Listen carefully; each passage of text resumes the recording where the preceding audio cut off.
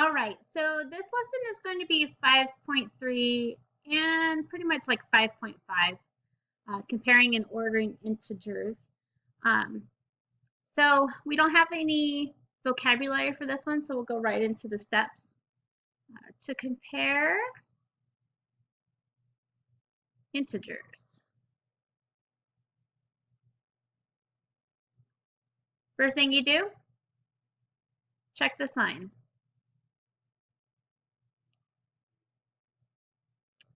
Negative numbers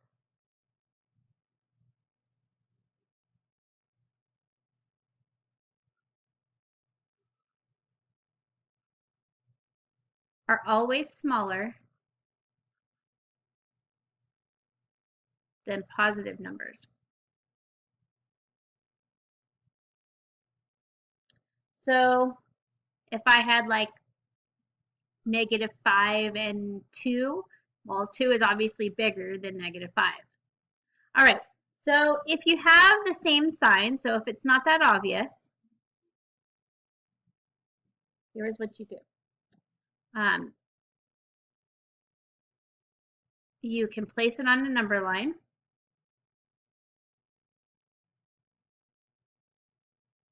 Some of you might be able to see the difference or understand the difference without putting it on a number line, but others will need to use a number line until you get used to kind of the rules of negative numbers because it's a little backwards. So let's put these two numbers on a number line. So I have 0, -1, -2, -3, -4. So we have -2 here and -4 here. All right, the important thing to remember with this is that the negative number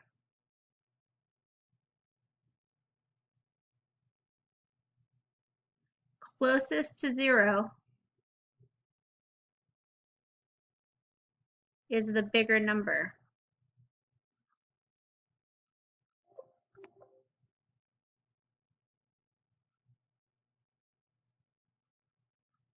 Okay, so like if I had to pay somebody back $2, right? If I owed somebody $2, it's not as bad as owing somebody $4, right? So the further you get in negative numbers, the smaller the number is, or the less money you have. I guess that'd be the best way to think about it. So the more money you owe, so the further you get in negative numbers, the less money that you have. All right. So let's just go straight into comparing.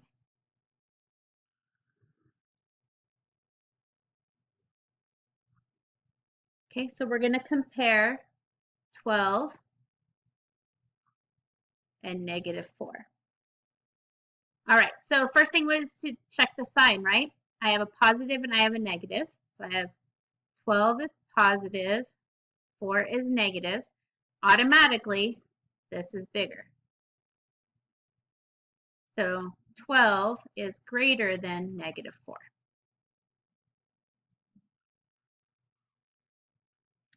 How about -3 and -5?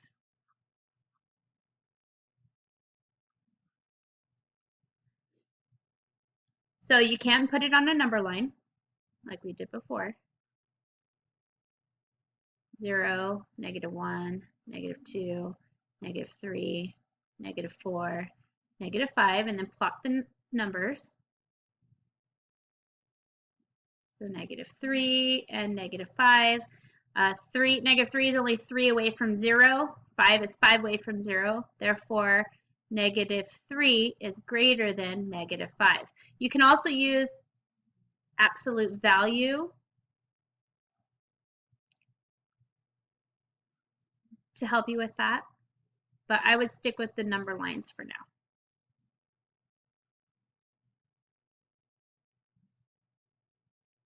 All right, and then we'll put integers in order. Let me go to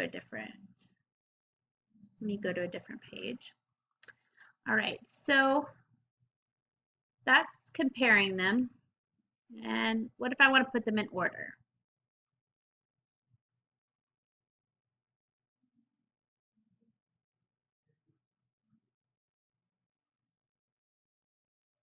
All right, so putting integers in order.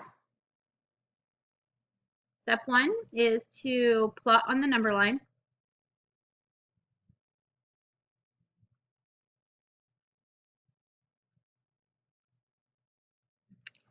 All right, and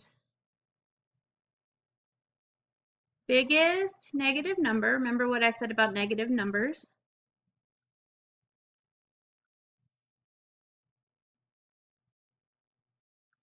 is the farthest away from 0.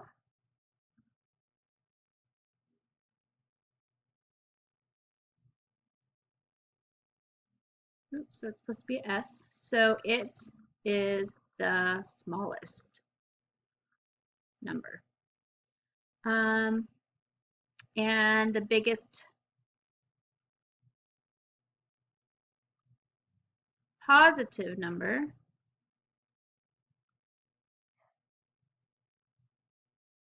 is the greatest. All right, so let's do some examples. All right, we want to put in order -9, 6, -3, and 0 from least to greatest. All right, so let's make our number line. And we have 6, 5, 4, 3, 2, 1, 0, -1, -2, -3. I'm probably not going to have room for -5, -6, -7, -8, oh, -9. Oops, not 19, 9. All right, so let's plot our points. So -9 is here. 6 is up here. -3 is here. And then 0.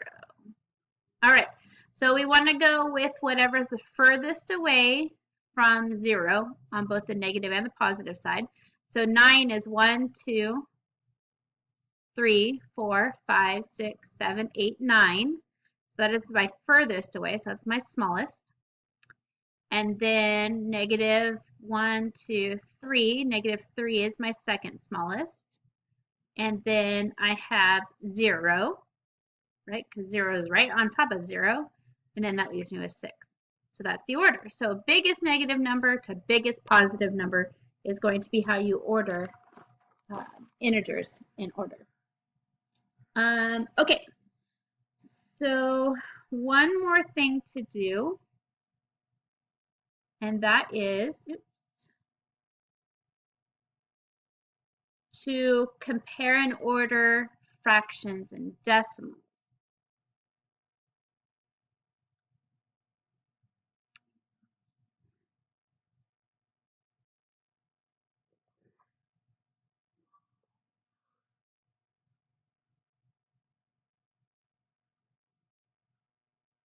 All right, so only 2 steps to this one, because it's pretty much the same steps as comparing and ordering regular numbers, except for we have to convert them to the same form. Remember, apples to apples. So it's either going to need to be all decimals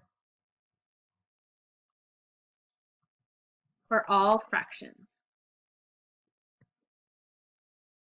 And then plot on a number line. The rules are still the same for negative and positive numbers. All right, so let's put some fractions and decimals in order. So I have negative, or let's compare, -3/8 and -5/16.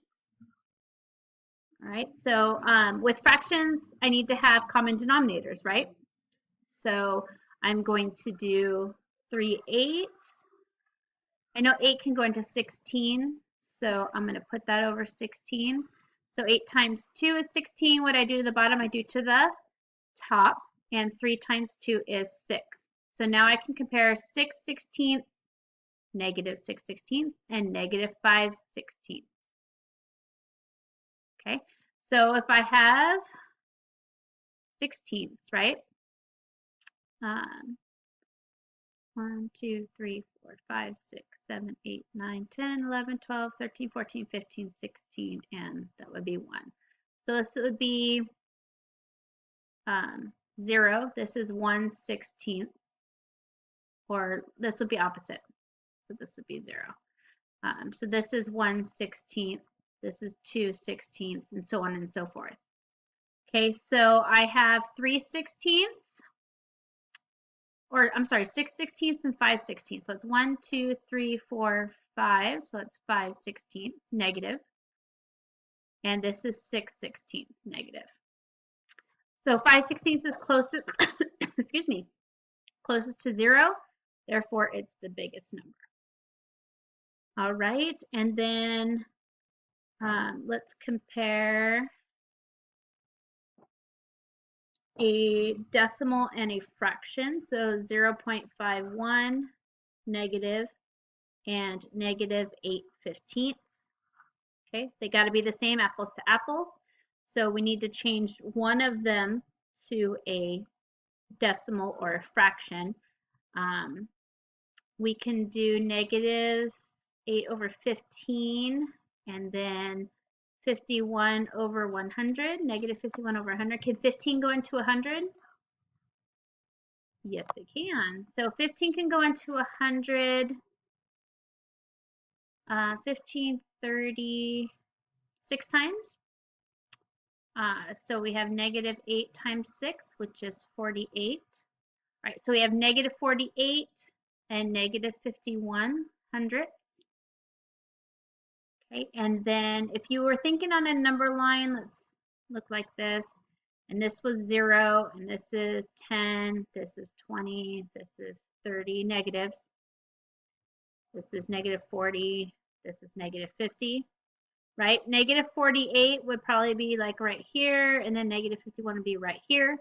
So 48 is closest to 0, therefore it is the biggest number. And remember, -48 over 100 was 0.51. Okay.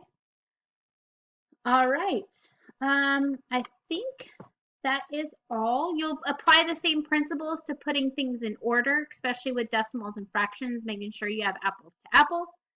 And then you can put them in order by plotting them on a number line. If you have any questions, we can clarify tomorrow. Other than that, do the knowledge check and have a good rest of your night.